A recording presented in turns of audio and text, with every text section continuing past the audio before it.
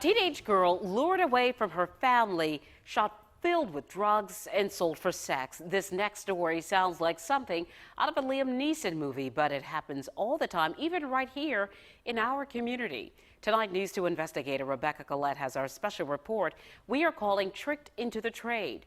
We should caution parents, parts of this story may not be appropriate for children.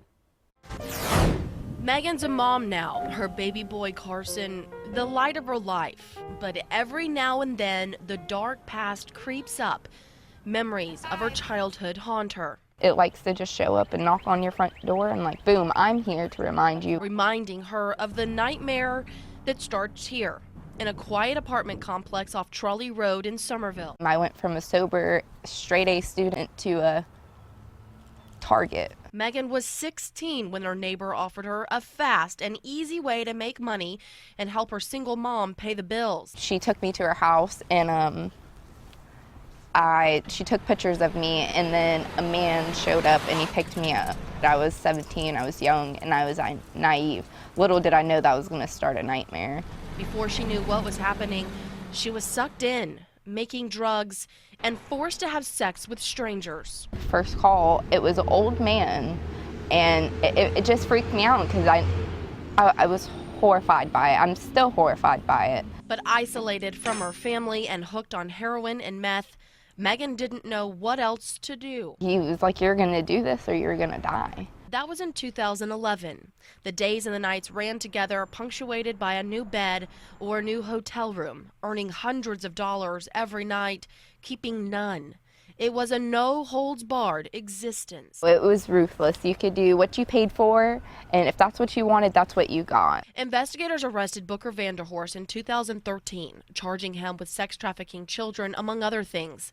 Under the leadership of Attorney General Alan Wilson, a task force targets traffickers like Vanderhorst.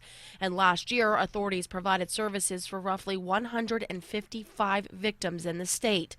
Assistant United States Attorney Nathan Williams says the biggest misconception is that these victims are from far-off places. When most people hear of human trafficking, they sort of envision people being imported from out of the country, from third world countries in container ships and being sold in the United States. That's not sort of the reality of what we see. What we see are people with vulnerabilities being exploited. Often that vulnerability is age. Right now, he's prosecuting two similar cases to Vanderhorst. In one case, police raided this North Charleston hotel. According to court records, Damon Jackson held 3 victims against their will, advertising sex on seedy websites. One of the victims told police she couldn't eat or sleep until she made $500 a night sleeping with strangers. The victims were forced to smoke crack and couldn't use cell phones or keep any of the money. It's a familiar story to Megan. I remember days where I would get beat if I did not sleep with a certain amount of men, if a certain amount of money was not made. In 2012, South Carolina passed legislation making human trafficking a felony on the first offense.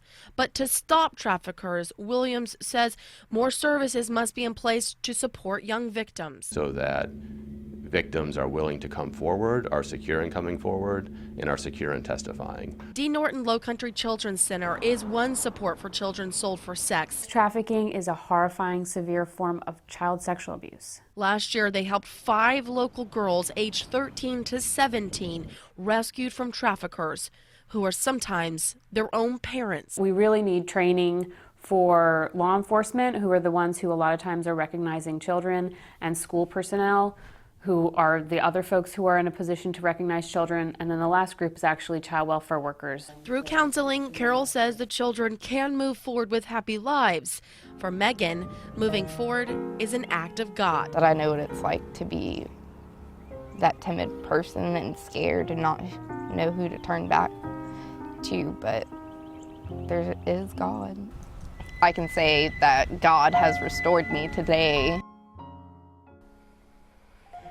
Megan says she prays for her abuser to find God too. He's serving 5 years in jail. We have several resources available for people here in the Low Country and a lot more information like warning signs all on our website, counton2.com. Rebecca Collette, News 2.